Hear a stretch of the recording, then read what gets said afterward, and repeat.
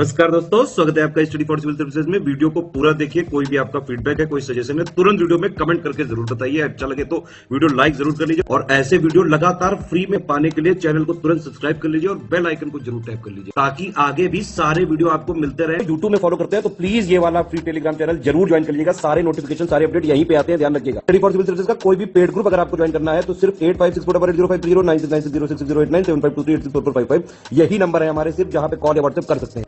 Instagram पे हमारा page जरूर फॉलो कर लीजिएगा, study for civil dot services है। ट्विटर पे हमको जरूर फॉलो कर लीजिएगा, @स्टडी फॉर सिविल्स है। Hello everyone, welcome you all to study for civil services. आज की हमारी डेट है 12 जनवरी और 12 जनवरी के हमारे कौन से इंपॉर्टेंट आर्टिकल्स हैं उनको हम स्टार्ट करते हैं।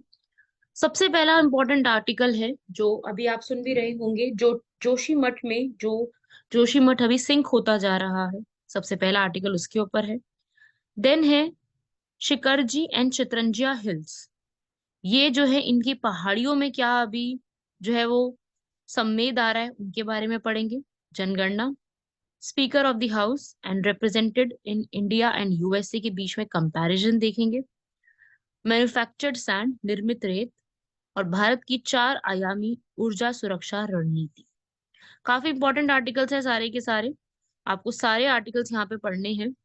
देखो भाई, सबसे पहला आर्टिकल है जो हमारा जोशीमठ है, वो अभी रिसेंटली ऐसा जो है वो पीएम भी यहाँ पर पहुंचे हैं रिव्यू करने के लिए। जो जोशीमठ यहाँ पर सिंक हो रहा है, यहाँ पर उसकी अभी ये न्यूज क्यों बन रही है, कहाँ पर है, ये सब चीजें अब हम देख रहे हैं यहाँ पर। और ये ऐसा क्यों हो रहा है, ये काफी ज्यादा इंपॉर्टेंट है हमारे लिए।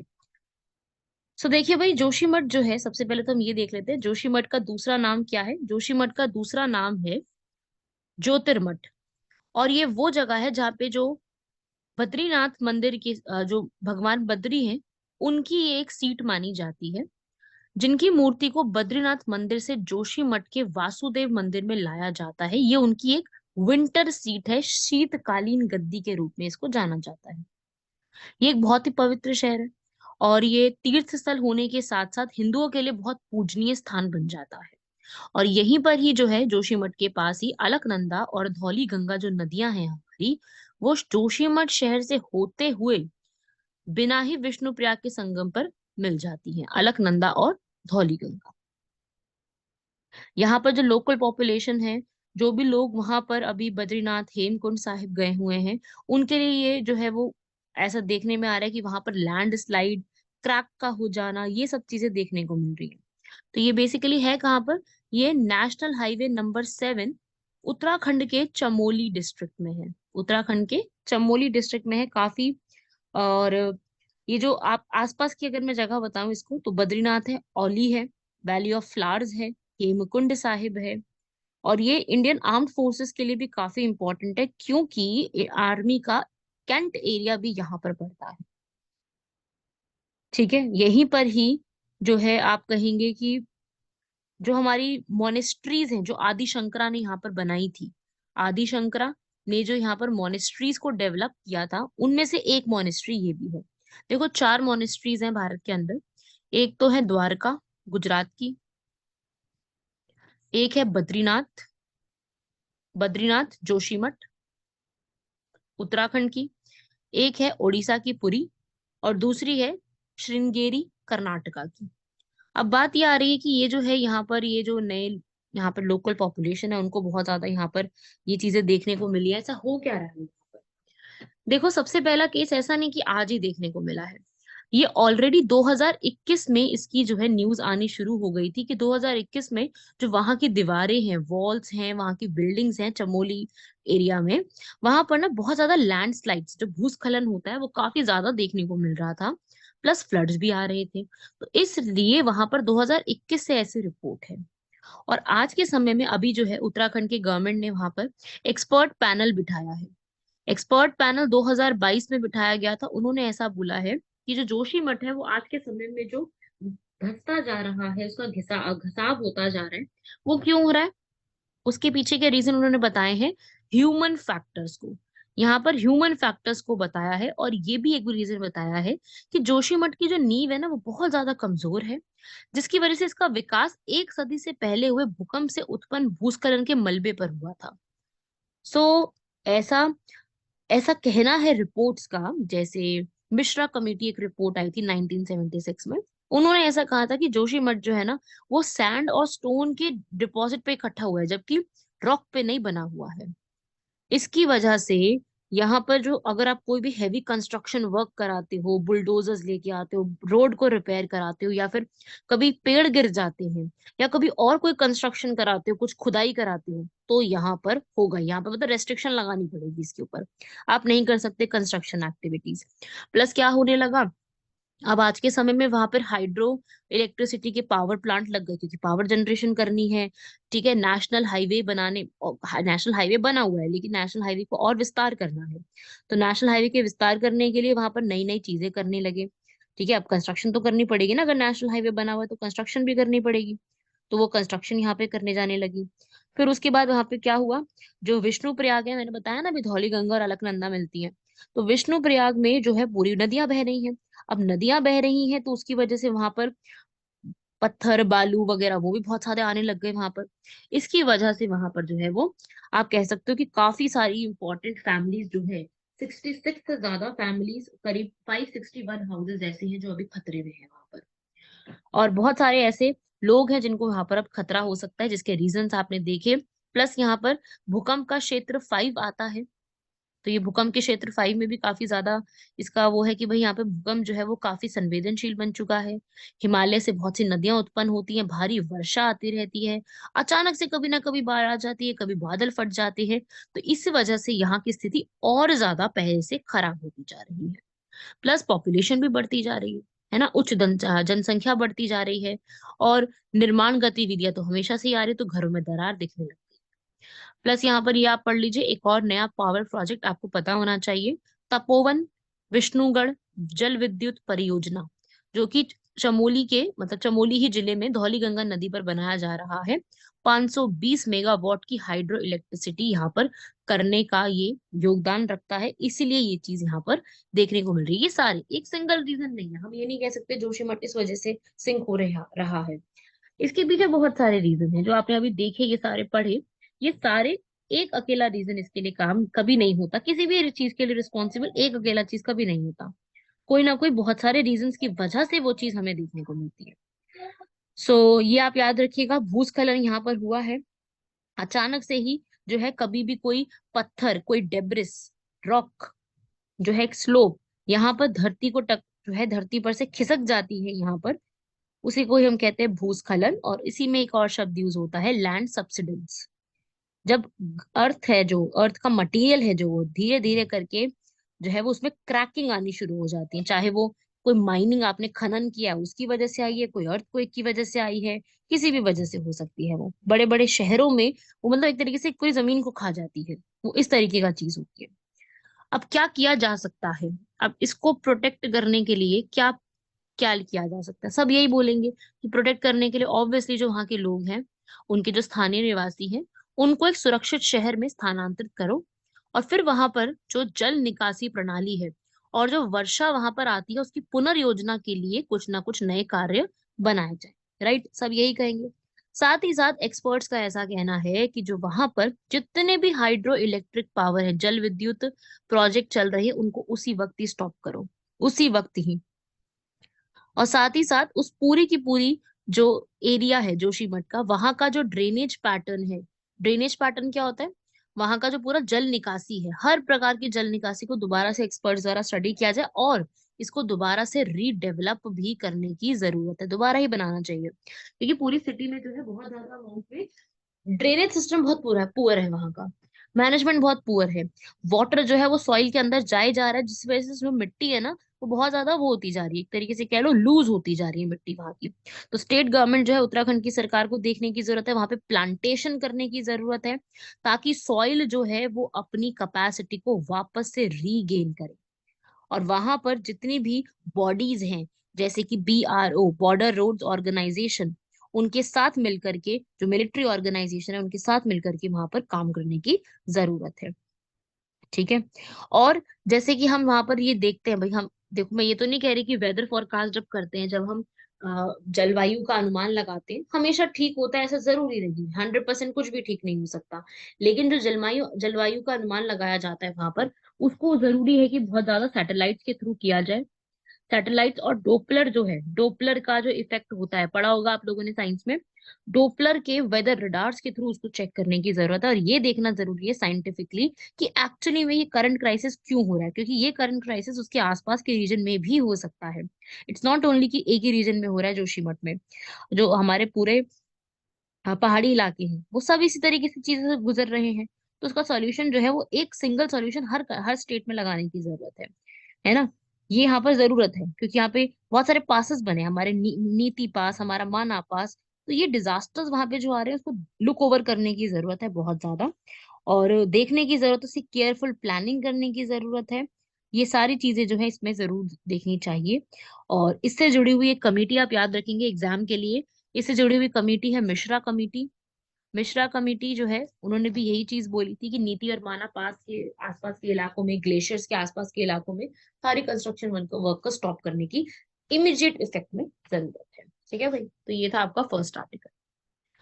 नेक्स्ट बढ़ते हैं यहाँ पर, सम्मेद शिकारजी एंड शतरंजिया पहाड़ियां। रिसेंटली यहाँ पर जैन कम्युनिटी जो है, भारत की जैन समुदाय भारत में माइनॉरिटी में है, ठीक है, अल्पसंख्यक है, जानते हैं सब लोग। वहां पर गुजरात और झारखंड में रिसेंटली बहुत ज्यादा प्रोटेस्ट चल रहे हैं। पहले मैं बता दूं कहाँ पे चल रहे हैं। पिछले कुछ हफ्तों से जैन समुदाय जो है वो झारखंड और गुजरात में जो जैन के पवित्र स्थल हैं, कौन कौन से, पारसनाथ हिल पर सम्मेद शिखर जी, और भावनगर गुजरात में शत्रुंजय पहाड़ी। यहाँ पर किसका प्रोटेस्ट चल रहा है? जैन कम्युनिटी जो है भारत की, जैनी जैन कम्युनिटी भारत की अगर मैं बात करूं तो बहुत माइनॉरिटीज में रहते हैं भारत में, ठीक है। और जैन कम्युनिटी भारत में 2014 में इनको रिकॉग्नाइज किया गया कि ये माइनॉरिटी है। इनके अलावा भारत में अल्पसंख्यक कौन है? मुस्लिम। वैसे है नहीं पर फिर भी हम हम भारत में क्या कहते हैं, हमारा भारत में ऐसा है कि भाई जो भी बहुसंख्यक के अलावा जितने भी लोग हैं वो सब अल्पसंख्यक हैं। यूएसए में क्या सिस्टम है, अगर आपकी पॉपुलेशन 2% से ज्यादा है पूरी पॉपुलेशन के, तो आप अल्पसंख्यक नहीं कह रहे। लेकिन भारत में हिंदू हैं मेजोरिटी में, तो उसके अलावा जितने भी बच गए वो सब क्या है? माइनॉरिटी। मुस्लिम, सिख, क्रिश्चियन, जैन, बुद्ध, पारसी।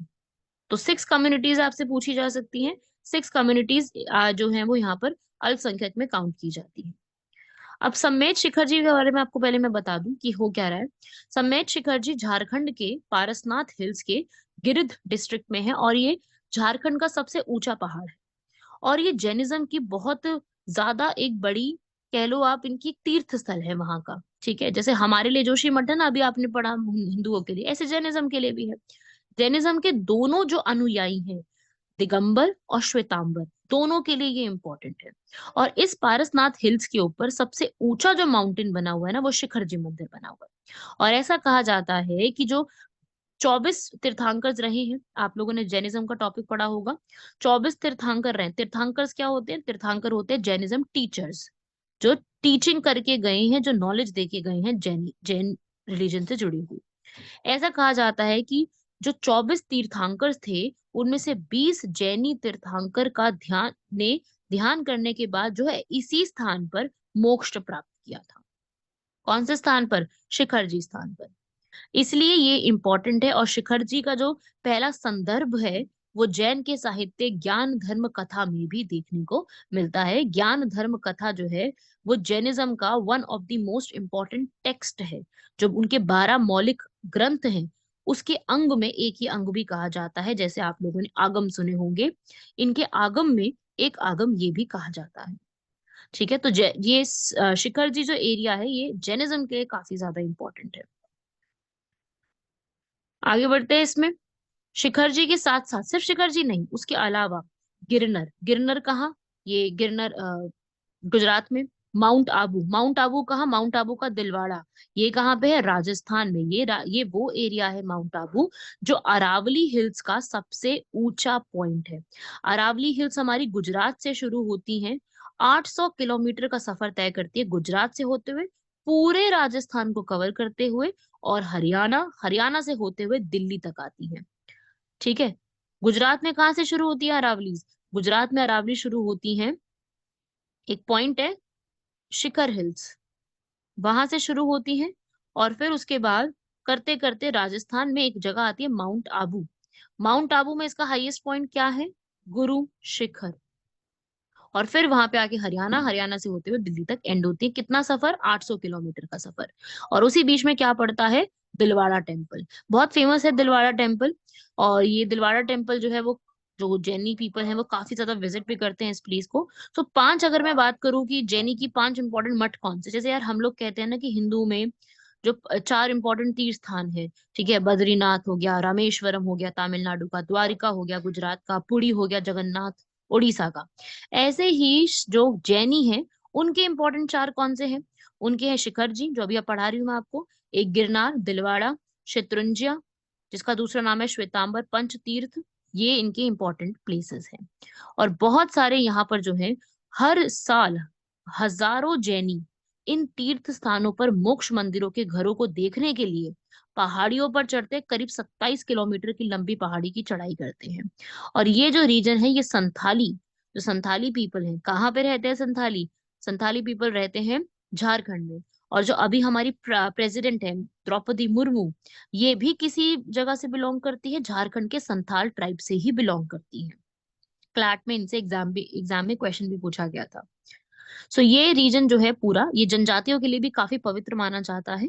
इस सदस्य इसे मारांग बुरु के नाम से जानते हैं। वहां पे इसको मारांग बुरु के नाम से भी जाना जाता है, मतलब यहाँ पर ये इनको इस नाम से जानते हैं। वही अगर मैं बात करूँ शत्रुंजय हिल्स के बारे में, शत्रुंजय हिल्स भी यहाँ पर इनके लिए इंपॉर्टेंट है। ये भावनगर गुजरात में लोकेटेड है। और यहाँ पे जो सबसे पहले तीर्थंकर थे, पहले तीर्थंकर कौन थे जैन के? ऋषभनाथ। ठीक है, ऋषभनाथ। ऋषभनाथ पहले थे। और 24th नंबर के कौन थे? वो थे वर्धमान महावीर, जिनका नाम आप लोगों ने सुना होगा, वर्धमान महावीर। सो जो पहले यहाँ पर जो पहले तीर्थंकर थे ऋषभ देव, उन्होंने इसी पहाड़ी की चोटी पर जाकर अपना पहला उपदेश, अपना पहला लेक्चर, अपना पहला सेरेमन यहाँ पर सबके सामने बताया था। कौन सी पहाड़ी पे? शत्रुंजय, गुजरात वाली पहाड़ी पर। और ऐसा कहा जाता है कि जैन धर्म के जो संस्थापक हैं आदिनाथ, मतलब जिनको हम ऋषभ देव भी कहते हैं, इन्होंने इसी शिखर पर रेयान के पेड़ के नीचे तपस्या की थी। ठीक है, जैसे आप बुद्धिज्म में पढ़ते हैं कि गौतम बुद्ध को बोध गया के बोधि ट्री के नीचे जो है उनको वहां पर मोक्ष की प्राप्ति हुई थी। और वहीं पर ही बोधि टेम्पल भी बना दिया गया है बिहार के अंदर। उस जगह का नाम गया से बोध गया कर दिया गया। ये सब चीजें बौद्ध धर्म के लिए की गई, ऐसे ही यहाँ पर जैन धर्म के लिए भी ये आप रिलेट कर सकते हैं ऐसे। यहाँ पर जो है ये आप पिक्चर भी देख सकते हैं, ये इस तरीके का शिखरजी जैन टेम्पल बना हुआ है पहाड़ियों के बीच में। और ये जो आपको मैं बता रही हूँ यहाँ पर, ये जो पूरी साइट है, यहाँ पर जो है ये 900 साल पहले करीब जो है वो बनाई गई थी। किसने बनाई थी इस टेम्पल को? कुमारपाल सोलंकी डायनेस्टी के पीपल थे, उन्होंने यहाँ पर इसको बनाया था। और यहाँ ये जो मंदिर है, ये विशेष रूप से कार्तिक पूर्णिमा, जो कि नवंबर दिसंबर के बीच में आता है, यहाँ पर इस दिन काफी ज्यादा भीड़ देखने को मिलती है। ठीक है भाई। यहाँ पर ये पॉइंट आपको क्लियर हुआ। और रिसेंटली जो है यहाँ पर क्यों इन्होंने प्रोटेस्ट किया, आपको मैंने पूरा रीजन समझा दिया। अब प्रोटेस्ट क्यों चल रहे हैं यहाँ पर? जो जैनी पीपल है वो प्रोटेस्ट कर क्यों रहे हैं? क्योंकि यहाँ पर जो ये पारसनाथ पहाड़ियां हैं और ये जो शिखर जी वाला माउंटेन है, यहाँ पर इनको जो है शिखर जी को एक धार्मिक पर्यटन स्थल के रूप में पहले वर्गीकृत किया हुआ था। ठीक है। यहाँ पर जो है इसको क्या किया जा रहा है? इसको ऐसा कहा गया है कि यहाँ पर बहुत ज्यादा इसका अपमान जो है वो करने की कोशिश की जा रही है। तो यहाँ पर अपमान इसको करने की कोशिश की जा रही है, जिसके रिस्पेक्ट यहाँ पर ये जो है न्यूज में चल रहा है। ठीक है भाई। तो ये आपसे एग्जाम में क्या पूछा जाएगा? हमसे एग्जाम में पूछा जाएगा कि ये शिकारजी माउंटेन कहाँ पर है, पारसनाथ में क्या हो रहा है। तो हमसे जो है ये प्रोटेस्ट के ऊपर है जो ये पूछा जाएगा। बहुत सारे स्लोगन्स यहाँ पे दिए जा रहे हैं। ये आप याद रखिएगा, डिमांड कर रहे हैं यहाँ पर कि इसको पिलग्रिमेज साइट यहाँ पे लेकर के आया जाए और इस साइट को इको टूरिस्ट साइट के रूप में जाना जाए, इको टूरिस्ट साइट के रूप में माना जाए। झारखंड का मुक्ति मोर्चा जो है उन्होंने भी इसके ऊपर जो है बोला है कि भाई इस पहाड़ी को प्रमोट करो, और बीजेपी जो है यहाँ पर वो इसको और ज्यादा एक टूरिस्ट स्पॉट के रूप में यहाँ पर प्रमोट करे। तो कंट्रोवर्सी यहाँ पर ये है, और भी इसके अलावा कंट्रोवर्सी ये है कि आज क्या हो रहा है कि इस जैन टेम्पल के आसपास है ना, शराब की दुकानें, मीट की दुकानें, चिकन्स की दुकानें जो ज्यादा बढ़ती जा रही हैं। तो इसके ऊपर भी प्रोटेस्ट यहाँ पे काफी ज्यादा चल रहा है। लेकिन ऐसा जो है, वहाँ के जो एक लोकल लीडर है उन्होंने ऐसा बोला कि ऐसा कुछ नहीं चल रहा है, इस चीज का कोई भी वहां पर एविडेंस देखने को नहीं मिला है। ठीक है, सो ये आप यहाँ पे याद रखिएगा। तो ये पूरा आपका आर्टिकल है जिसमें आपको ये पूरा पूरा इंफॉर्मेशन याद रखनी है, कहाँ पे लोकेटेड है, किस जगह पे है, क्या चल रहा है इसके अंदर। इसके फैक्ट्स आपसे प्रीलिम्स में पूछे जा सकते हैं। ठीक है भाई, बढ़ते हैं हमारे नेक्स्ट आर्टिकल की तरफ, सेंसस के ऊपर। जैसा कि आप जानते हैं, सेंसस हर 10 साल में किया जाता है, जनगणना हर 10 साल में की जाती है। लास्ट जनगणना 2011 में हुई थी, 2021 में अगली हो जानी चाहिए थी, नहीं हुई। क्यों नहीं हुई ये आप जानते हैं सब लोग। रीजन क्या है? जो कोविड आया था, कोविड आया था, लोगों के घर फिजिकली जाना पॉसिबल नहीं था, डेटा कलेक्ट करना पॉसिबल नहीं था, बिल्कुल ठीक है। लेकिन अब सरकार ने ऐसा कहा है कि अब जनगणना करने में और ज्यादा विलंब किया जाएगा। पहला कहा गया था कि भाई 2022 के एंड तक होगी और 2023 में इसकी रिपोर्ट आएगी। लेकिन आप जानते हैं कि 2022 में कुछ नहीं हुआ और 2023 में इसकी रिपोर्ट नहीं आएगी। तो अब जो है सेंसस को कंडक्ट करने में और ज्यादा विलंब देखने को मिलेगा। ठीक है, तो सेंसस क्या होता है? सेंसस जैसे कि आप जानते हैं कि जनगणना, जनगणना लोगों की गणना की जाती है, सिर्फ लोगों की गणना नहीं होती है। इसके अंदर हर मापदंड पे गुणा गुणना गणना होती है, जैसे कि शिक्षा, अनुसूचित जाति जनजाति, धर्म, भाषा, विवाह, प्रजनन क्षमता, विकलांगता, व्यक्तियों के प्रवास पर आंकड़े सारे प्रकार से इकट्ठा इकट्ठा किए जाते हैं। ये भी रीजन देखा जाता है कि भाई लोग अगर एक जगह को छोड़ के दूसरी जगह पे शिफ्ट हो रहे हैं, प्रवासी हो रही हैं, माइग्रेट कर रही हैं, तो उसका पर्टिकुलर रीजन क्या है कि लोग क्यों एक जगह से दूसरी जगह जा रहे हैं। ऑब्वियस सी बात है, लोग एक जगह से दूसरी जगह शिफ्ट क्यों होते हैं? वो सबसे ज्यादा, इसका सबसे बड़ा रीजन क्या होता है? रोजगार, कार्य के लिए, व्यवसाय के लिए। अब एक पर्सन ने यहाँ पर दिल्ली से पढ़ाई करी है, लेकिन उसको जो जॉब है वो बैंगलोर में मिली है, तो वह बैंगलोर में जाएगा वहां पर। ठीक है, अच्छा पैसा मिल रहा है तो वहां जाएगा वो। एग्जाम्पल मैं दे रही हूँ सिर्फ, इसमें बहुत सारे एग्जाम्पल हो सकते हैं। बहुत सारे लेबर्स जो हैं वो भी अलग अलग जगह पे जाते हैं अपनी रोजगार को कमाने के लिए। तो ये पूरा का पूरा डेटा जो है ना वो इसमें इकट्ठा किया जाता है कि भारत में कितने एससी हैं, भारत में कितने एसटी हैं, भारत में जो फर्टिलिटी रेट चल रहा है वो क्या है, कितने डिसेबल पीपल हैं, किस किस किस ऑक्यूपेशन में लोग यहाँ पे जुड़े हुए हैं, किस जगह पे लिटरेसी रेट जो है, जो उनकी वहां पर शिक्षा का अनुपात जो है वो क्या है। इवन इसके अंदर जो है वो सेक्स रेशो भी काउंट किया जाता है कि लिंग अनुपात कितना चल रहा है। हर प्रकार का अनुपात इसमें काउंट किया जाता है। अब क्या है यहाँ पर, हो क्या रहा है, प्रॉब्लम क्या हो रही है? अभी जो सेंसस होता है ना वो कौन यहाँ पे चेक करता है? Registrar general of India, census commissioner. Last time जो है वो सी चंद्रमौली ने यहाँ पर किया था 2011 में। अब जो है उन्होंने बोला है, जनगणना जब भी होती है तो देश के जितने भी राज्य हैं और जितने भी केंद्र शासित प्रदेश हैं उनमें जिले, कस्बे, गांव, तहसील, उन सब की सीमाओं को बदलने की उपेक्षा नहीं की जाती है ना, नहीं होता ना। जनगणना में ये काम थोड़ी होगा, ये तो बॉर्डर कमीशन का काम होता है। तो भारत के जो रजिस्ट्रार होते हैं उनके अनुसार कि जो हमारा भारत है उनकी सीमाओं को निर्धारित करने का काम 30 जून 2023 को कंप्लीट होगा, जिसमें हम लोग ये डिसाइड करेंगे कि किस किस की बाउंड्री कहाँ तक सीमित है। ठीक है, अब आपको भी पता है कि बहुत सारे बाउंड्री इशू चल रहे हैं। अगर मैं बेलगांव की बात करूं, बेलगांव, अब ये बेलगांव डिस्प्यूट में है, क्यों? कर्नाटका कह रहा है ये हमारा है, महाराष्ट्र कह रहा है ये हमारा, दोनों के बॉर्डर पे गांव पड़ता है ये। दब गांव तो नहीं है, काफी बड़ा एरिया है वैसे ये। ऐसे ही आसाम का चल रहा है। आसाम का तो हर नॉर्थ ईस्टर्न स्टेट के साथ इशू है। साथ ही साथ हिमाचल और लद्दाख में भी बहुत सारे गांवों को लेके इशू है। तो ये इतने सारे जो इशू हैं उसके लिए एक क्या करना होगा, एक डिमार्केशन करनी होती है। तो ये जो डिमार्केशन है ये कब कंप्लीट होगी? जाके 30 जून 2023 को ये सीमा निर्धारित होगी। और सीमा निर्धारित होगी उसके 3 महीने बाद, ऐसा कहा जाता है, नियम है ये, कि जब भी सीमा निर्धारित हो जाती है उसके 3 महीने बाद जो प्रशासनिक सीमाएं हैं उनके अकॉर्डिंग 3 महीने बाद जनगणना का कार्य शुरू होता है। तो आप अंदाजा लगा लो, सितंबर 2023 तक जाएगा और सितंबर 2023 के बाद शुरू होगा। लेकिन ऐसा कहा जा रहा है कि सितंबर को भी शुरू नहीं होगा। क्योंकि सरकार ने इस वर्ष जून तक राज्यों को यहाँ पर सीमाएं निर्धारित करने का अंतिम उद्देश्य दिया है, और इसकी भी गारंटी नहीं है कि इस जून तक कंप्लीट हो जाएगा। और ये स्पष्ट नहीं है कि जो सरकार की जो सीमाएं हैं उनका स्तरीकरण जो है वो इस कार्य इस बीच में इसके अंतराल यहाँ पे कम हो जाएगा, ऐसा जरूरी नहीं है। तो ऐसा योजना बनाई जा रही है कि जून में ये कंप्लीट होगा, तो उसके 6 मंथ्स तो करीब लगेंगे उसको पूरा चेक करने में। 6 महीने बाद इसका सूचीकरण हो सकता है आगे हो। तो आप ये कह सकते हैं कि 2024 तक आते आते जनगणना की शुरुआत होने का चांस बन सकता है, जबकि 2021 में हो जाना चाहिए था। अगर मैं बात करूं भारत का पहला सेंसस किसने कंडक्ट कराया था, पहली जनगणना किसने कराई थी? ब्रिटिश कार्यकाल में लॉर्ड मेयो जो है 1871 में उन्होंने इसको स्टार्ट करवाया। लॉर्ड मेयो ने, मेयो पता है ना, ये वही व्यक्ति हैं जिनको भारत में ही जिनको मार दिया गया था। किसने मारा था? शेर अफगान ने। इनको बहुत शौक था कि ये घूमने जाते थे जेलों के अंदर, जेल घूमने गए थे अंडमान निकोबार। अंडमान निकोबार में आप लोगों को पता है काला पानी जेल है। तो काला पानी जेल में ये पहुंचे थे वहां पर। तो वहीं पर जब ये अपना दौरा कर रहे थे और घूम रहे थे, तो एक अफगानी पर्सन थे, शेर अफरीदी, शेर अफगान भी कहते हैं उनको, उन्होंने इनको वहां पर मार दिया था। तो ये पहले ऐसे गवर्नर जनरल थे, वाइसराय थे, जिनको इंडिया में ही जिनको मार दिया गया था, जिनका असैसिनेशन इंडिया में ही हुआ था। ठीक है भाई। और फिर जो है इनका असैसिनेशन इंडिया में हुआ था, तो इनके मरने के अगले ही दिन एक बटरफ्लाई का डिस्कवर हुआ था। तो उनकी जो बटरफ्लाई थी ना, उसका नाम भी मेयो बटरफ्लाई रख दिया गया था, इनको ट्रिब्यूट देने के लिए, इनको श्रद्धांजलि देने के लिए। ये आपसे एग्जाम में कोई नहीं पूछेगा, ये आपको मैं एक्स्ट्रा इन्फॉर्मेशन बता रही हूँ बस। चलिए आगे बढ़ते हैं। अब अगर ये डिले हुआ है, ये विलंब हो रहा है, उसका प्रभाव क्या पड़ेगा?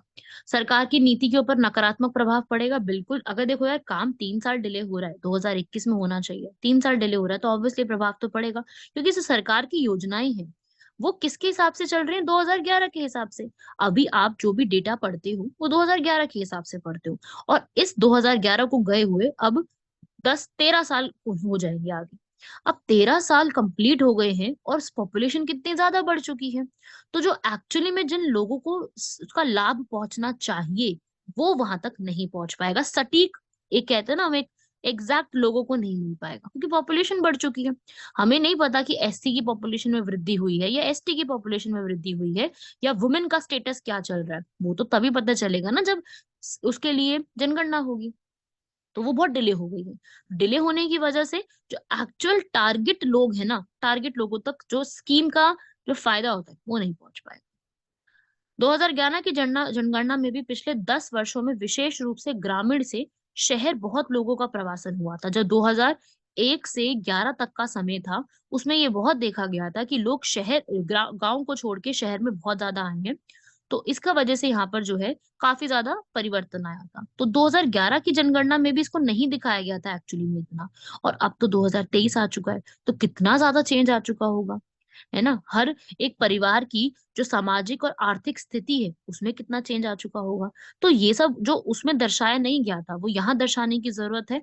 और यहाँ पे ये सब नहीं होगा, सेंसस जो है वो टाइम पे नहीं होगा, तो हमें यही नहीं पता चलेगा कि कोविड से कितने लोगों की एक्चुअल डेथ हुई है। जो आंकड़े हमारे पास आते हैं वो स्पष्ट नहीं होते हैं। तो इस महामारी के कारण जितनी भी मृत्यु हुई है, और मृत्यु कितने आयु की हुई है, किस आयु वर्ष में हुई है भाई, युवा की ज्यादा हुई है, अधेड़ उम्र की ज्यादा हुई है, या बूढ़े व्यक्ति की हुई है, या बच्चों की हुई है, कैसे पता चलेगा? वो सब कैसे पता चलेगा? जब हमारे पास आज के समय का डेटा होगा। ठीक है, 2011 का अपने पास है, 2021 का अगर अब होगा, तो अभी इस दौरान हमें कोविड से महामारी में जितने भी लोगों की डेथ हुई है उसका पूरा सटीक डेटा मिल सकता है। हो सकता है ना, ये सब आप समझ रहे हैं ना।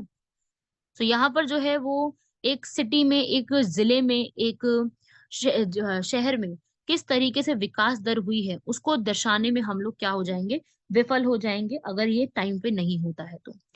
और ये भी हमें, आपको आप भी जानते हैं ये चीजें, कि अभी सरकार की ये कोशिश है कि क्या करना होगा, हमें जो है वो पार्लियामेंट की सीट बढ़ानी। ऐसा बात हो रही थी ना, पार्लियामेंट की सीट बढ़ानी है, स्टेट की सीट बढ़ानी है, तो वो कैसे बढ़ेगी? जब तक हमें यही नहीं पता होगा कि अनुसूचित जाति, अनुसूचित जनजाति, एससी एसटी के लिए कितनी सीटें आरक्षित करनी है, और लोकल बॉडीज के लिए कितनी सीटें आरक्षित करनी है, तो वही उसको जांचने के लिए जनगणना के अलावा हमारे पास कोई स्रोत ही नहीं है जिसके माध्यम से हम ये जानकारी उपलब्ध कर सकते हैं। तो इसमें जो विलंब आ रही है, इसका ये साफ साफ परिणाम हमें ये देखने को मिल रहा है कि 2011 की जनगणना के आंकड़ों को ही अभी और आगे उपयोग में लाया जाएगा। क्योंकि अभी बात आप जानते हैं, नई पार्लियामेंट भी बन रही है, उसमें सीटों का विस्तार भी किया जाएगा। वैसे 2026 तक सीटें फ्रीज थी ऐसा बोला गया था, लेकिन सीटें विस्तार भी होंगी ना आगे आने वाले समय में। 543 सीट्स हैं, कल को ये बढ़ाई भी जा सकती हैं। तो हम कैसे बढ़ाएंगे, किस सर्वे के हिसाब से बढ़ाएंगे, कहाँ बढ़ाएंगे? हमें ये भी तो देखना ना, पॉपुलेशन बड़ी कहाँ पर है। ऐसा तो है नहीं भारत के अंदर की सब जगह इक्वल पॉपुलेशन बढ़ रही है।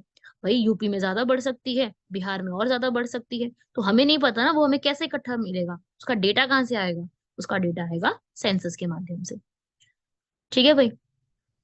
और साथ ही साथ यहाँ पर सरकार द्वारा जितने भी यहाँ पर सर्वेक्षण किए जाते हैं, उन पहलुओं पर प्रकाश डाला जाता है। गांव में जो साक्षरता स्तर होता है, घर में जितना जल होना चाहिए, और ये सारी चीजें जो है वो कैसे पता चलेंगी 2021 के जो है वो जनगणना की प्रक्रिया से, जिसको अभी सरकार को जल्द से जल्द जो है वो यहाँ पर शुरू करने की जरूरत है। तो लास्ट सेंसस आपको पता है कब हुआ था, जो हमने इकट्ठा किया था 2011 में। और ये जो है 2011 में कौन कंडक्ट करता है, मैंने अभी बताया, यहाँ पर रजिस्ट्रार जनरल इकट्ठा करते हैं। कौन सी मिनिस्ट्री के अंडर आता है? मिनिस्ट्री ऑफ होम अफेयर्स, गृह मंत्रालय के अंडर आता है। 1951 से भारत में लगातार सेंसस किए आते जा रही हैं। लगातार चलो 1951, 1961 वगैरह करते करते पूरा टाइम में चलता आ रहा था। 51, 61, 71, 81, 91, 2001, 2011, अब 2021 का होना था। ठीक है। तो 2011 वाला भारत का 7वां था। ठीक है, जो इंडिपेंडेंट इंडिया की बात कर रही हूँ मैं। अब 2021 का सेंसस अभी पोस्टपोन है अक्टूबर 2023 तक। अभी कब होगा, कैसे होगा, ये अभी यहाँ पर डिसाइड नहीं किया गया है। ठीक है भाई। तो ये भी आप याद रखिएगा, क्योंकि बहुत से जो है बन सकता है इसके ऊपर भी सवाल आपका, डिले क्यों हो रहा है, कैसे है, ये सब याद रखिएगा। चलिए बढ़ते हैं हमारे फोर्थ आर्टिकल की तरफ। फोर्थ आर्टिकल है हमारा, स्पीकर ऑफ हाउस भारत और संयुक्त राज्य अमेरिका के जो स्पीकर होते हैं, दोनों में यहाँ पर क्या उनका रोल है, इसको हम लोग समझ सकते हैं। देखो भाई, पहले मैं बात करूं speaker of house of representatives India और यूएसए दोनों का, क्योंकि अभी ये यूएसए का स्पीकर जो है वो न्यूज में है, तो इसको थोड़ा सा आप पढ़ेंगे। जो यूएसए का संविधान है, यूएसए के संविधान के अनुच्छेद 1 आर्टिकल 1 में क्या बोला गया है कि जितनी भी विधायी शक्तियां, विधायी का मतलब क्या होता है? Legislative power. लेजिस्लेटिव क्या होती है? लेजिस्लेशन का मतलब होता है जो लॉ बनाने की पावर है, वो किसके हाथ में दी गई है? संयुक्त राज्य की कांग्रेस के हाथ में। जिसमें क्या होती है? एक सीनेट होती है और एक प्रतिनिधि सभा होती है, दोनों ही होते हैं ना। जो प्रतिनिधि सभा होती है उसमें कैसे लोग आते हैं? उसमें आते हैं सारे राज्यों से। राज्य कौन है वहां पर? वहां पे राज्य है भाई न्यूयॉर्क, पेनिसलेविया, वर्जीनिया, बहुत सारे राज्य है ना वहां पर, 50+ राज्य है। तो 50+ राज्य से हर दूसरे वर्ष जो है वहां पे सदस्यों को चुना जाता है, उनको गठित किया जाता है। और प्रत्येक राज्य के निर्वाचनों के पास वहां की राज्य विधानमंडल की सबसे अधिक शाखाओं के निर्वाचन की योग्यता हो। ठीक है, ये होता है। और वहीं पर ही कोई भी ऐसा व्यक्ति प्रतिनिधि नहीं बन सकता है जिसने 25 वर्ष की आयु प्राप्त ना की हो और 7 वर्ष तक संयुक्त राज्य अमेरिका का नागरिक ना रहा हो। ये प्राप्त नहीं कर सकता। ठीक है, अपने इंडिया में भी लोकसभा में 25 ही है ना। तो प्रतिनिधि सभा के अध्यक्ष और अन्य अधिकारी का चुनाव जो है सभा के अधीन होता है। और महाभियोग की शक्ति भी प्रतिनिधि सभा के पास ही होगी, स्पीकर के पास होती है।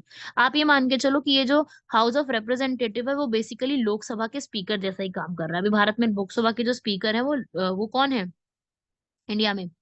वो है हमारे ओम बिरला। तो यहाँ पर भी स्पीकर के हाउस, अब इंडिया की बात करें तो आर्टिकल 93 में लिखा हुआ है कि भाई लोकसभा जो है वो जितनी जल्दी हो सके सदन के दोनों सदस्य जो अध्यक्ष और उपाध्यक्ष के रूप में उनको चुना जाता है। जब भी पद, अगर मान लीजिए स्पीकर का पद रिक्त है तो उस पर उपाध्यक्ष आकर के बैठते हैं। तो ये 93 आर्टिकल में हमारा लिखा हुआ है। ऐसे 94 में लिखा हुआ है कि भाई उनके त्याग पत्र और निष्कासन कौन करेगा। उनको अगर मान लीजिए अपना रेजिग्नेशन वगैरह देना है तो वो किसको लिख करके देंगे? तो वो अपना रेजिग्नेशन जो है वो कभी भी किसी भी समय एक दूसरे को लिख के देंगे। स्पीकर किसको लिख के देंगे? स्पीकर लिख के देंगे डेप्यूटी स्पीकर को, और डेप्यूटी स्पीकर किसको लिख के देंगे? वो लिख के देंगे स्पीकर को। तो दोनों ही एक दूसरे को यहाँ पर जो है वो ये त्याग पत्र को लिख करके देंगे, और कभी भी उनको यहाँ पर जो है बहुमत द्वारा पारित करके उनको हटाया जा सकता है। ठीक है, इफेक्टिव मेजोरिटी से उनको हटाया जा सकता है। तो स्पीकर का यहाँ पर रोल क्या है? स्पीकर का रोल यहाँ पर जो है वो जो अमेरिका के निचले सदन है उसके जैसा ही होता है कि भाई किसी तरीके से जो सदन है उसका पूरा सुचारू रूप से संचालन हो, सदन बहुत तरीके से सुचारू रूप से अपना काम करती रहे। दोनों सदनों में संयुक्त बैठक अगर होती है, जो कि आर्टिकल 108 में लिखी हुई है, तो अगर ऐसी कभी भी यहाँ पर बैठक होती है तो उसके तहत यहाँ पर जो है उसको अपलोड किया जाए। ठीक है, ये भी भले ही उन्हें सदन की सामान्य कार्यवाही में मतदान का अधिकार ना हो, मतों की बराबरी होने की स्थिति में उन्हें गुप्त मतदान करने का अधिकार होता है। उसी को हम क्या कहते हैं? Casting vote. उन्हीं का अधिकार होता है कि वो अपनी तटस्थता कायम रखे, अपने राजनीतिक दलों से जो है अपने आपको अपना पृथक रख करके, साइड रख करके अपना काम करे। और इनकी भूमिका जो है वो प्रक्रिया के नियमों और संवैधानिक प्रावधानों के अंतिम व्याख्याकार होती है। यही डिसाइड करते हैं कि भाई कोई भी बिल जो है वो मनी बिल कहलाएगा या नहीं कहलाएगा। ये भी डिसाइड करना इन्हीं का काम होता है। ठीक है भाई, ये भी इन्हीं की जिम्मेदारी है। तो इन्हीं की जिम्मेदारी और क्या होती है कि भाई अगर कोई भी किसी भी बात के ऊपर रूल नहीं बने हुए, कोई नया टॉपिक है, तो उसके ऊपर भी यही आपने डायरेक्शंस को इशू करते हैं। कभी भी किसी भी समय जो है ये मेंबर को यहाँ पर सस्पेंड कर सकते हैं। और साथ ही साथ कोई भी जो शब्द होते हैं, जैसे कोई शब्द है जो यूज नहीं करने हैं, ये उनको बताते हैं। जैसे कि अभी रिसेंटली आया था कि गवार शब्द का इस्तेमाल नहीं किया जाएगा, ये वर्ड्स ब्लॉक कर दिए गए हैं। तो उन पर प्रतिबंधित लगाना भी इनकी जिम्मेदारी है। प्लस किसी भी अगर आपने कोई ज्यादा ही अपना अधिकार का विशेषाधिकार रूप में इस्तेमाल कर लिया है तो उसको रोकने का जिम्मेदारी भी हमारे स्पीकर के पास होती है। ठीक है, अभी हमारे स्पीकर है ओम बिरला। हमारे भारत के पहले स्पीकर कौन थे लोकसभा के? वो थे जीवी मावलांकर। ठीक है, पहली भारतीय महिला स्पीकर कौन रही है? महिला स्पीकर रही है मीरा कुमारी। मीरा कुमारी। ठीक है, ये कौन थी? मीरा कुमारी जो है आपने सुना होगा भारत के पहले लेबर मिनिस्टर बाबू जगजीवन राम, उनकी ये बेटी है मीरा कुमारी। ठीक है, भारत की पहली महिला स्पीकर। दूसरी महिला स्पीकर इन्हीं के जस्ट बाद रही, कौन? सुमित्रा महाजन। ठीक है, राष्ट्रपति को उनकी सहमति, जो भी अगर मतलब कोई भी बिल पास करना है तो वो उनसे पूछ करके पास करते हैं। ठीक है, और 10वीं अनुसूची के तहत अगर कोई भी पर्सन अपना दल बदल करता है उसके विरोधी मामलों पर भी निर्णय कौन लेते हैं? हमारे स्पीकर। और जितनी भी पार्लियामेंट्री कमिटीज होती है, पार्लियामेंट्री समितियों का गठन किया जाता है, और उन गठन को जो अध्यक्ष होता है उनका, वो भी यही नॉमिनेट करते हैं। पार्लियामेंट में आपको तीन इंपॉर्टेंट तो पढ़ी होंगी आपने, public accounts committee, estimates committee और पब्लिक सेक्टर अंडरटेकिंग्स कमेटी। ये तीनों कमेटी में जो हेड होते हैं वो यहाँ पे कौन चूज किए जाते हैं? तीनों कमेटी के हेड यहाँ पर स्पीकर ऑफ लोकसभा की जिम्मेदारी होती है। काफी सारी जिम्मेदारी दी गई है उनके ऊपर। काफी सारे नई नई चीजों की जिम्मेदारी दी गई कि आपने इस तरीके से संभालना है, आपने ऐसे करना है। तो काफी सारे यहाँ पर जो है वो जिम्मेदारियां इनको दी गई है। ठीक है, तो ये सारे के सारे फैक्ट्स आपके लिए काफी ज्यादा इंपॉर्टेंट रहेंगे। इन सब को लिखिए, इन सब को नोट कीजिए, इन सब से क्वेश्चन आते हैं। नेक्स्ट, निर्मित से सैंड। अभी रिसेंटली जो है नॉर्दर्न कोलफील्ड्स लिमिटेड जो है उन्होंने यहाँ पर निर्मित सैंड की बात करी। क्या है तो होता है निर्मित सैंड? ये कठोर पत्थरों को छोटे रेत के आकार में कणों में पीसने से निर्मित रेत रहे, जिसके निर्माण सामग्री के रूप में उपयोग करने के लिए धोया और बारीक रूप से वर्गीकृत उसको किया जाता है। इसका साइज जो है ना वो नदी के रेत के जितना बराबर होता है, 4.75 किलोमीटर से भी कम होता है। और इसकी खास बात यह है कि ये मजबूत बहुत होती है। मैन्युफैक्चर्ड सैंड जो होती है काफी मजबूत होती है, काफी फ्लेक्सिबल होती है, काफी लचीली होती है।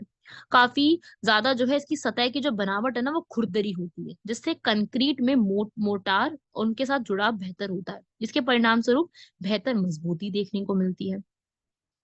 जितनी भी विनिर्मित रेत होती है वो सटीक और स्थिरता होती है, और इसी प्रकार से उसमें जो है वो काफी ज्यादा क्रशर धूल की तुलना में उसमें महीनता काफी ज्यादा कम होती है।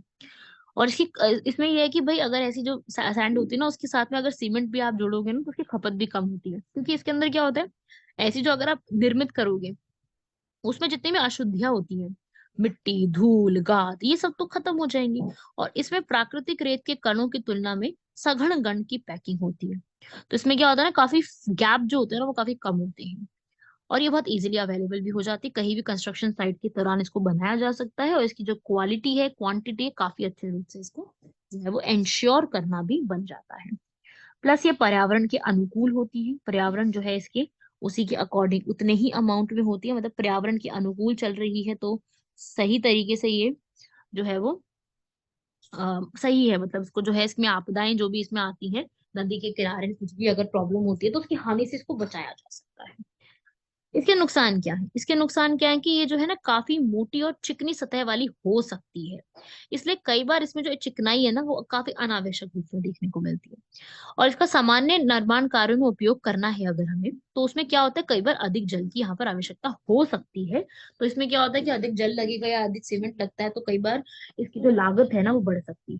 ठीक है, तो ये आप याद रखिएगा, ये इंपॉर्टेंट है इनके ये आर्टिकल। अभी रिसेंटली आप देख सकते हैं ये मैन्युफैक्चर्ड सैंड कुछ इस प्रकार से दिखेगी और ये रिवर के पास मिलने वाली सैंड है, ये है इन दोनों के अंदर डिफरेंस। ठीक है, लास्ट आर्टिकल है हमारा, भारत की 4 आयामी ऊर्जा सुरक्षा रणनीति क्या चल रही है। भारत की जो 4 आयामी मतलब 4 तरीकों से हम लोग इसको डिसाइड कर रहे हैं, 4 रूपों में डिसाइड कर रहे हैं। तो ये 4 रूप जो है हमारे, ये 4 रूपों में क्या क्या चीजें यहाँ पर स्ट्रैटेजी क्या है भारत की। तो देखो भाई, इंडिया जो है वो आपको पता है कि 1973 का जो तेल संकट आया था उसके बाद से दुनिया के सबसे विकट ऊर्जा संकट से निपटने में काफी सफल रहा है अनडाउटेडली। और इंडिया की यही 4 स्ट्रैटेजी की वजह से ही ऐसा हुआ है। क्या है स्ट्रैटेजी? पहली तो ऊर्जा आपूर्ति का विविधीकरण, हर जगह पे लेके चलो उसको, डाइवर्सिफाई कर दो उसको। प्लस उसमें अन्वेषण और उत्पादन के क्षेत्र में भारत की पहुंच बढ़ती जा रही है। हमारी जो अर्थव्यवस्था है वो गैस के ऊपर आधारित होती जा रही है, हरित हाइड्रोजन पे फोकस कर रहे हैं, इलेक्ट्रॉनिक माध्यमों के रूप से हम लोग ऊर्जा को पूरा जो है अपनी जो हमारी रिक्वायरमेंट्स है ऊर्जा की वो पूरी करने की कोशिश कर रहे हैं। तो ये सब चीजों के तहत जो है हम लोग कोशिश कर रहे हैं कि हम लोग अपना जो क्रूड ऑयल है वो भी, या फिर हमारी जो ऊर्जा की जो जरूरत है वो पूरी करें। ऊर्जा की जरूरत हम लोग अपनी 27 कंट्री से पूरी करते हैं। 2006-7 के समय में हम 27 से बढ़कर आज के समय में 39 कंट्री से पूरा करते हैं। जैसे कि हम नए कौन कौन से ऐड हो गए हैं हमारे, कोलंबिया, रूस, लीबिया, गिबन, ठीक है, एक तो इक्वेटोरियल गिनी, ये सब ऐड हो गए हैं। डीजल के प्राइस जो है वो यहाँ पर वो 3% बढ़े हैं भारत के अंदर, केवल क्योंकि हमारी ऊर्जा की जो रिक्वायरमेंट है वो पूरी हो रही है बाकी कंट्रीज से। जबकि अगर मैं बाकी कंट्रीज की बात करूं, यूएसए की 34% से बढ़ गए हैं प्राइसेस, कनाडा में 36% प्राइस बढ़ गए, स्पेन में 25%, ब्रिटेन में 10% से प्राइसेस बढ़ गए हैं। तो इंडिया ने अभी क्या कोशिश करी है कि पेट्रोल में भी हम लोग इथेनॉल ब्लेंडिंग को मिक्स करेंगे, तो वो भी हमारी जो है ना इथेनॉल ब्लेंडिंग वो भी बढ़ गई है। और हमारा टारगेट क्या है? हमारा टारगेट है कि 20% इथेनॉल जो है वो हम लोग 2025-26 के कार्यालय तक कंप्लीट करेंगे। सरकार अब जो हमारी सोच जो है वो किस में जा रही है कि 2025-26 के टाइम तक हम लोग अपनी इथेनॉल ब्लेंडिंग के कार्य को पूरा करेंगे। पहले 2030 हुआ करती थी ये। तो ये ना इम्प्रूव हुई ना, हमने 5 साल कम कर दी क्योंकि हमें पता है कि हम कर सकते हैं उस चीज को, है ना। भारत ने, सरकार ने यहाँ पर 5 2G इथेनॉल बायो रिफाइनरी को भी लगा दिया। हरियाणा के पानीपत में, पराली में लगाया है, पंजाब के भटिंडा में, उड़ीसा के बरगढ़ में, असम के नुमालीगढ़ में और कर्नाटक के देवनगरी में। ये सारी जगह पर जो है वो बायो रिफाइनरी को भी लगा दिया गया। सरकार ने यहाँ पर जो सतत स्कीम है उसका प्राइस भी यहाँ पर जो है वो कम कर दिया है। 46 किलोग्राम पर से लेकर के बढ़ा करके उसको 54, सॉरी बढ़ा दिया गया ना, नहीं कम नहीं किया गया, 54 कर दिया गया है। ठीक है, ताकि इम्प्रूवमेंट की जा सके। तो ये सारी चीजें जो है यहाँ पर कर रहे हैं। प्लस हम लोग ग्रीन हाइड्रोजन को बढ़ाने के लिए सरकार ने इतना करोड़ रुपए, 19,744 करोड़ रुपीस का इन्वेस्टमेंट भी किया है। भारत सरकार हर साल कम से कम 5 मिलियन मीट्रिक की हरित हाइड्रोजन को उत्पन्न करने में सक्षम है। इसी के लिए पैसा ये निवेश कर रही है। जितने भी भारत की पेट्रोलियम रिफाइनरी है उसमें बहुत ज्यादा ईंधन की डिमांड होती है, इसलिए पेट्रोलियम और प्राकृतिक गैस मंत्रालय जो है वो नई नई चीजों को यहाँ पर लाने के लिए, इसमें हरित उद्योग को लाने के लिए सक्षम रहा है और सक्षम बनने की कोशिश भी कर रहा है।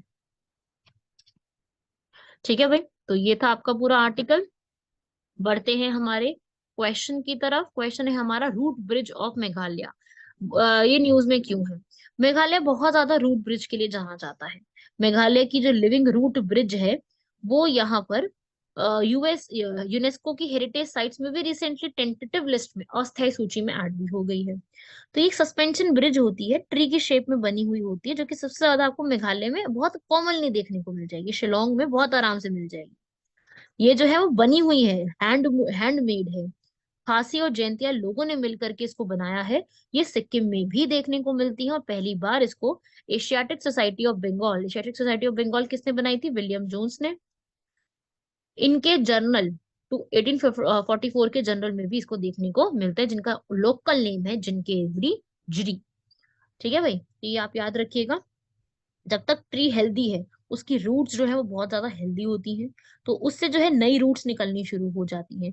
तो वो मैच्योर होने पर जो है वो ब्रिज के रूप में उसको इस्तेमाल कर सकते हैं, जो कि 50 से ज्यादा लोग उसको क्रॉस कर सकते हैं एक जगह से दूसरी जगह जाने के लिए, ब्रिज बनाने के लिए। साथ ही साथ उसका जो ये जो ब्रिज बनी होती है, इनका जो लाइफ स्पैन है वो 100 साल से ज्यादा भी होता है। ठीक है। और ये नागालैंड में है, इंडोनेशिया में है, जावा में है, सुमात्रा जो वहां का है, सिक्किम है, यहाँ पर सब जगह देखने को मिलेंगे। तो इसका आंसर हो जाएगा, सॉरी, सिक्किम में नहीं मिलेंगी। ये थर्ड स्टेटमेंट आपकी गलत होगी। आंसर उसका होगा 1, 2 एंड 4। सिक्किम में नहीं मिलती है, ठीक है, सिर्फ और सिर्फ मेघालय में है। मेघालय के अलावा इंडोनेशिया, जावा, सुमात्रा में है। ठीक है। Next question. Next question, Parshukund festival, Parshuram Kund festival, ये अरुणाचल प्रदेश में Hindu pilgrimage site Lohit river के अराउंड मनाया जाता है, जो कि नॉर्थ ईस्ट का कुंभ भी कहा जाता है। ये दोनों स्टेटमेंट अपने आप में ठीक है, ये आपको याद रखना है।